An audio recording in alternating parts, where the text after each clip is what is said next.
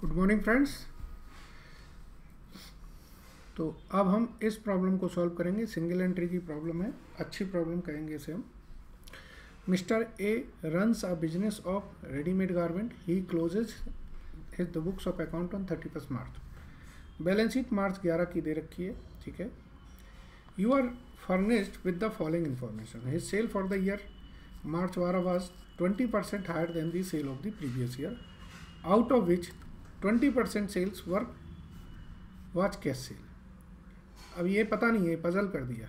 Total sale, अच्छा नीचे लिख दिया इन्होंने, total sale for the 10-11 is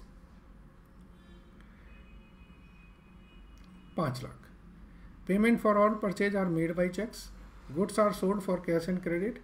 credit purchase customer paid by cheque only. Depreciation इतना। Mister A send to the bank the collection for the month at the last date of each month after paying salary इतना। Okay. Analysis of bank passbooks. So ये कर रहा है कि इतना हमने creditor को पे किया, इतना रेंट पे किया है, ठीक है, इतनी कैश डिपॉजिट करिए। The following are the balance as on March 15। On the evening the cashier absconded with the available cash. जो भी पैसा था ले गया। हमसे बोला गया ट्रेडिंग पीएल बैलेंस शीट बनाओ और सारी वर्किंग करो। शायद ऐसा क्वेश्चन पहले किया है, बट कोई बात नहीं, दोबारा करते हैं। अच्छा है क्वेश्चन।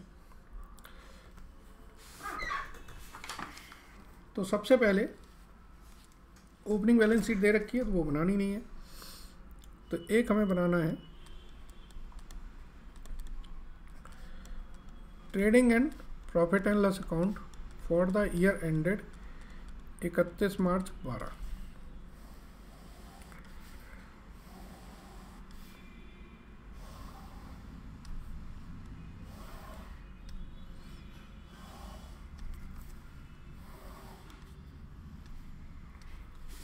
एक हमें बनानी है बैलेंस शीट एज ऑन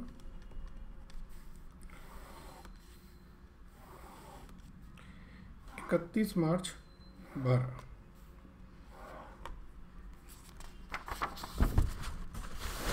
और एक हमें बनाना है कैश एंड बैंक अकाउंट।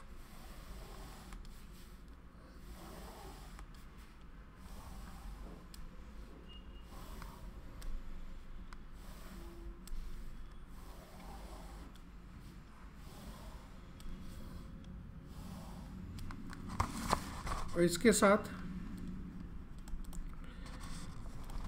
जैसे डेटर अकाउंट्स है तो वो बन जाएगा, क्रेडिटर अकाउंट है,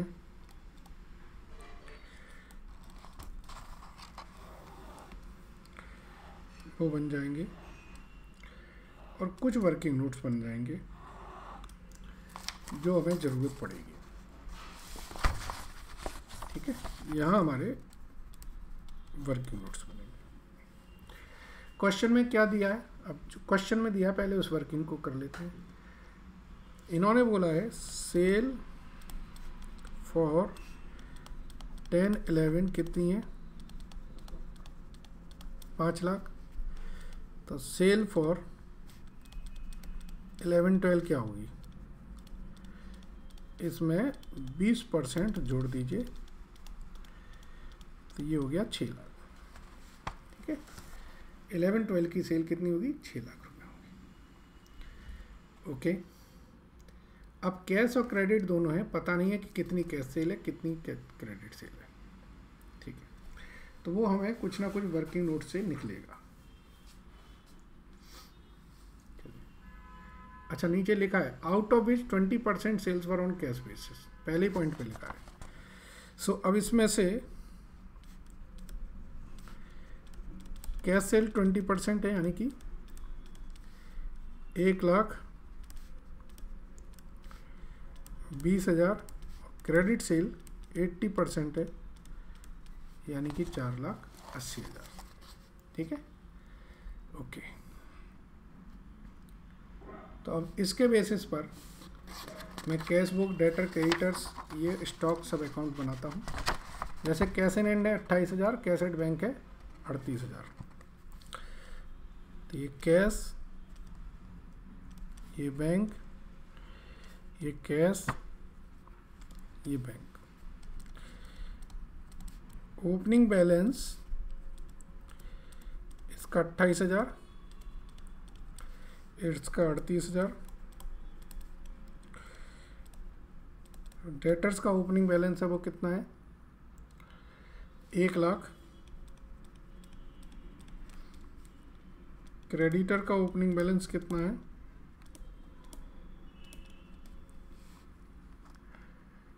82,000। और जो ओपनिंग स्टॉक है हमारा कितना है 2,80,000 का, वो हमारा ट्रेडिंग में चला जाएगा।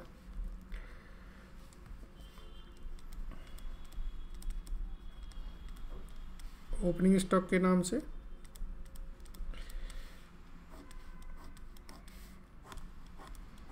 और फर्नीचर हमारा 40,000 इनर कॉलम में चला जाएगा। एज कैपिटल कितनी थी, पूरी बैलेंस शीट हमने ट्रांसफ़र करनी है ना। एज कैपिटल हमारी है 4,04,000 की। ठीक है, सो हमने पूरी बैलेंस शीट एक बार से देखो पूरी सब जगह ट्रांसफ़र कर दी। स्टॉक ट्रेडिंग में डेटर की opening, cash in hand bank. ठीक है, चलिए अब आगे बढ़ते हैं। नीचे ये लिखे हुए हैं 31 मार्च के क्लोजिंग्स, दिख रहे हैं? यस, तो क्लोजिंग स्टॉक जो दिया है उनको लिख लें।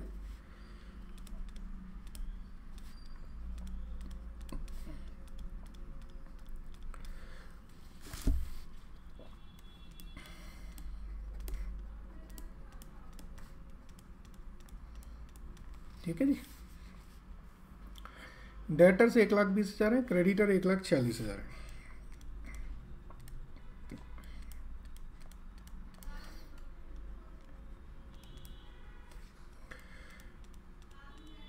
ठीक है, अब ये डेटर्स के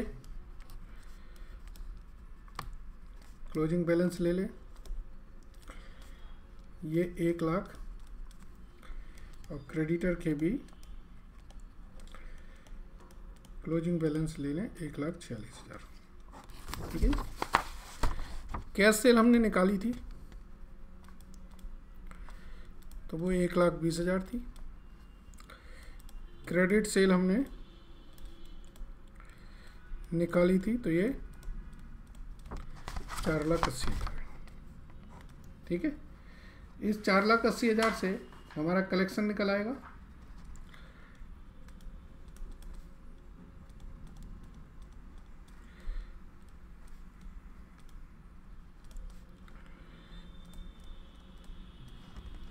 ठीक है, कलेक्शन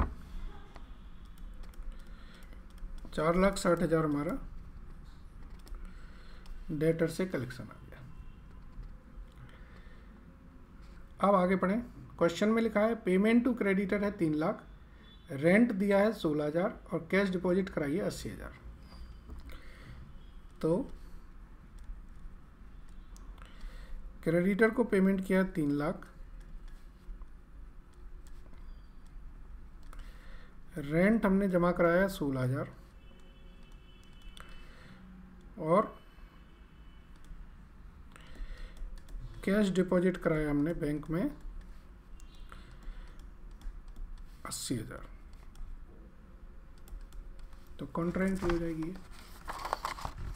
और कुछ है? पहला एडजस्टमेंट देखिए हो गया, दूसरा एडजस्टमेंट हो गया, तीसरा कर रहे हैं, चौथा डेप्रिसिएशन है करेंगे, पांचवा है ए सेंट करता है। तो ये हमारी सैलरी है 2,000 की, ऑफिस एक्सपेंसेस 1,200 और ड्राइंग 500 रुपये की। ये कैश में जाती है।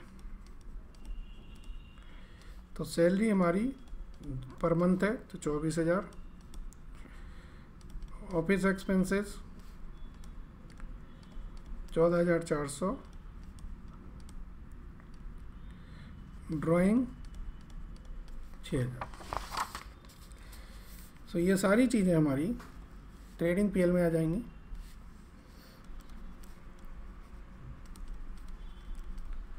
ऑफिस एक्सपेंसेस, सैलरी, और यहाँ नेट प्रॉफिट ऐड होगा, ड्राइंग लेस हो जाएगी। ठीक है जी, आगे देखें। अब एक तरफ से देखें सारे एडजस्टमेंट हो गए कि नहीं हो गए। यस, पासबुक वाले एडजस्टमेंट हो गए, क्लोजिंग बैलेंस वाले हो गए। ठीक है, चलिए तो करते हैं। हमने पेमेंट की है कितनी, 3 लाख, तो ये होगा 4,46,000, 4,46,000। बैलेंसिंग फिगर आएगी 3,54,000। ये हमारी क्या होगी, परचेज। परचेज हमारी ट्रेडिंग पीएल में आ जाएगी।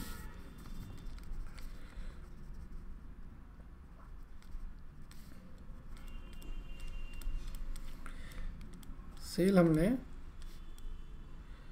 कैश हमारी 1,20,000 है, क्रेडिट हमारी 4,80,000 है,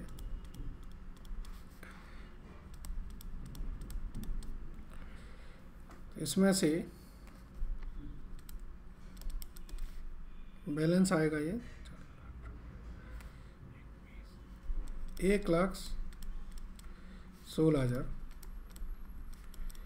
ये gross profit credit down, gross profit brought down. ठीक है, 1,16,000 का हमारा ग्रॉस प्रॉफिट आएगा। इसके बाद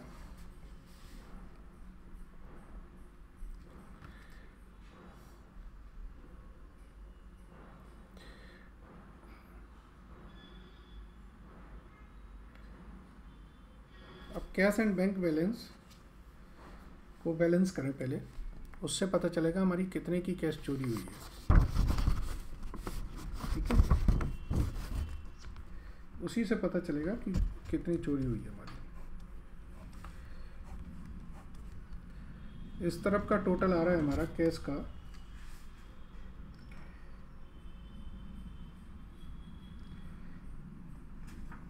5,78,000।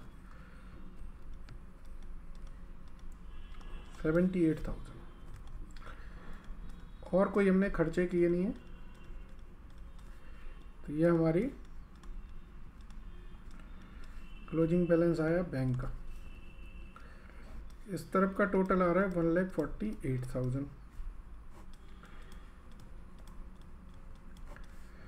तो यहाँ जो ये तो बैलेंस नील है क्योंकि चोरी हो चुका है, तब इसको बैलेंस करें जरा।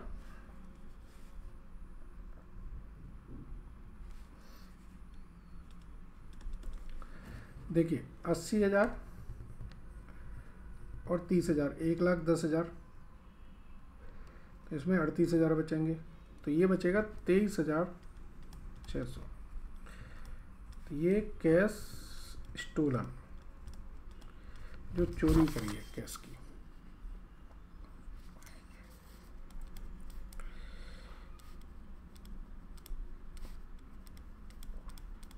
$23,600 की कैश चोरी हो गई। बस अब तो कुछ बचा भी नहीं है। हमने जो खर्चे दिए थे वो खर्चे सारे ले लिए, सैलरी दे दी, ओके। और ये रेंट हमने ट्रेडिंग पीएल में नहीं डाला, उसे डाल देते।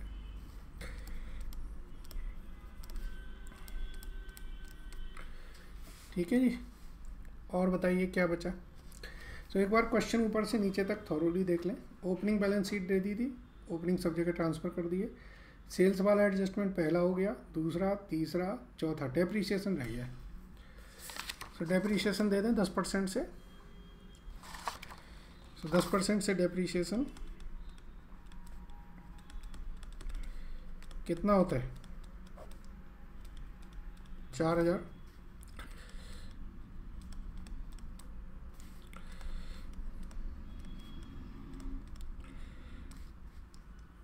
ये है 1,16,000, 1,16,000। दिस और दिस ये मिलके हो जाएगा 24, 38, 38 और 40 78, 78 एंड 4 82, तो ये आएगा 30।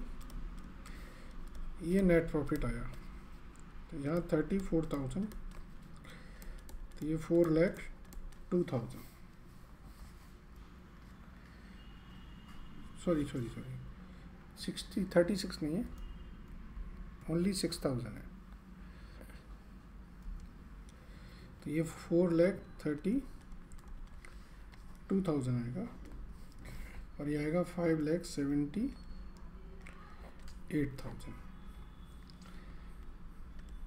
बैंक बैलेंस था मेरा 2,62,000। Closing stock 1,60,000। डेटर हमारे ये 1,20,000। सो 1 और 1 2 और 2 4, यस 5,78,000 ये भी आ गया। सो ये बैलेंस शीट टैली हो गई।